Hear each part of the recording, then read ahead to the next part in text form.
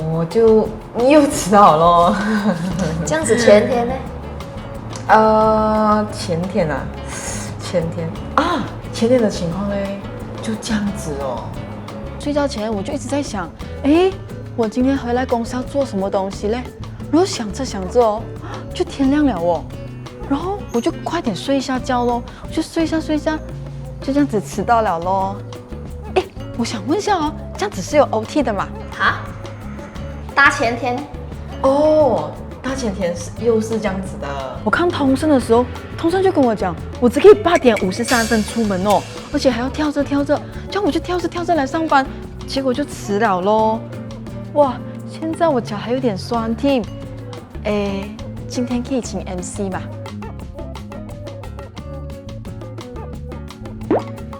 ？So what about this? Is that okay for those employers to request the employees to come back to work even though the employees already applied their leave? In my experience, I've never had that many requests for people to return to work, but it has happened.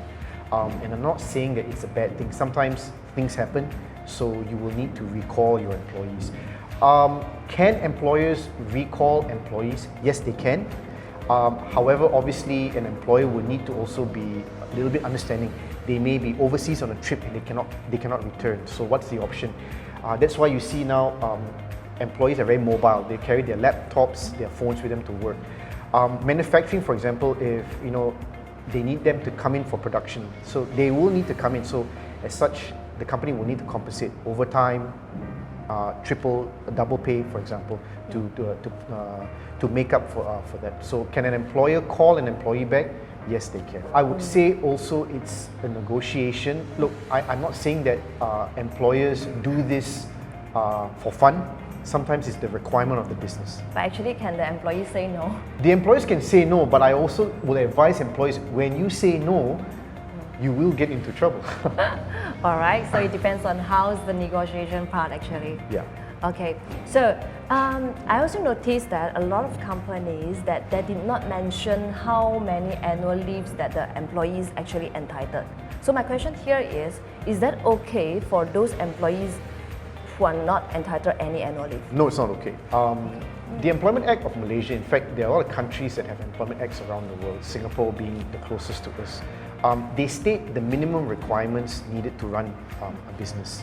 As such, startups, if you are operating without annual leave, you are breaking the law because you are not following the Employment Act, and as you know, that means you are going against law that has been written to uphold industrial harmony in the country. So can I know that, Jeremy, how many annual leaves that's in Malaysia? The minimum requirement for annual leave, if I'm not mistaken, it's 10 days. So if you're not giving anything, obviously then it's bad. It might be 10 days and I think it might be 14 days. I'm not very sure, but it's stated in the employment act. Is that okay for the employer not to pay the salary if the employee just report to work for about 5 days or within a week, then the employee suddenly disappeared? So is that okay for the employer actually not paying any salary to this sudden missing employee? Is that okay? No, it's not okay. I would caution employees and business owners because you are what is known as threading a very fine line. As such that it's a double-edged sword. If you refuse not to pay, you will get into trouble if the employee wants to sue you in civil court. Okay. Because they worked that 5 days. So it all depends on what is written in the contract. For example, if you say that you go missing within the 1 month, your first month, for example, the employer can reserve the right to not pay you. However, as you know, that can be contested.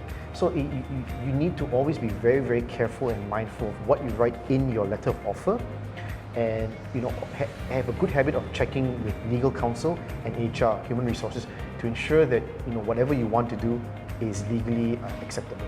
So what if the employer was trying to contact the employee, but the employer unable to do so? Is the employer still has to pay the employee salary? Personally, for me, I would say yes, they would have to pay. In my professional opinion, they would have to pay. And I would also advise line managers and business owners to also pay. Pay them for what they've worked so you do not get into trouble. If you find that you don't want to pay, you do not want to pay, you have to really legally make it clear in their letter of offer. So it means that the letter offer is really important in Letter of such a offer case. is very, very important, yes, correct. So recently, there is also one topic that's being widely discussed in LinkedIn, Jeremy. So I want to ask you, is that okay for the employers to not pay the employees if the employee is working for extra hours, OT, let's say? I would advise employees, first of all, to see whether you are an Employment Act bound employee or non-Employment Act bound employee. What that means is that if you are protected by the Employment Act, that means you are accorded what is given in the Employment Act, and that means that yes, you must be paid for overtime. However, certain employees in Malaysia who are mainly the executives, what I call white-collar jobs, lawyers, architects, engineers, doctors, salespeople, they are not protected by the Employment Act. Oh. And as such, their protection comes from whatever is contained in their letter of contract, their offer letter, as well as the industrial court. So that means that if a senior manager is required to work this weekend, which is a long weekend, they will not be paid overtime. Wow.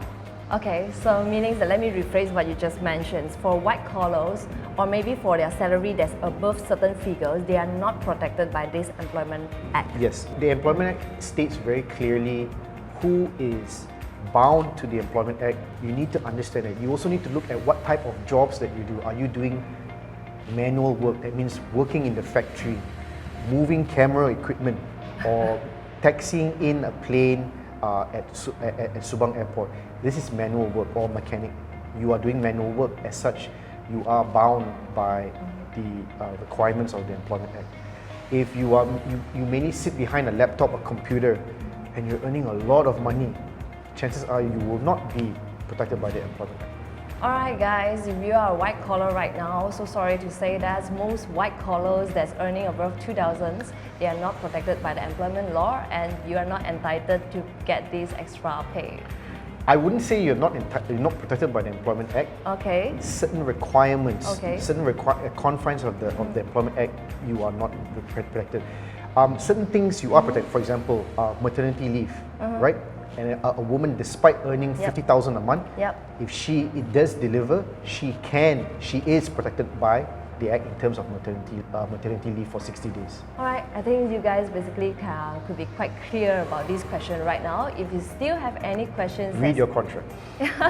Yeah, if you still have any questions or you want to discuss anything with your employers, always refer to your letter offer. I think that's the best things that the employees can actually refer to. Hi guys, I hope you enjoyed watching the video just now and have a better understanding about the issue regarding of punctuality and also what's the do's and don'ts. So that's all about today. So if you have any questions or comments, please feel free to comment as below. See you guys next week.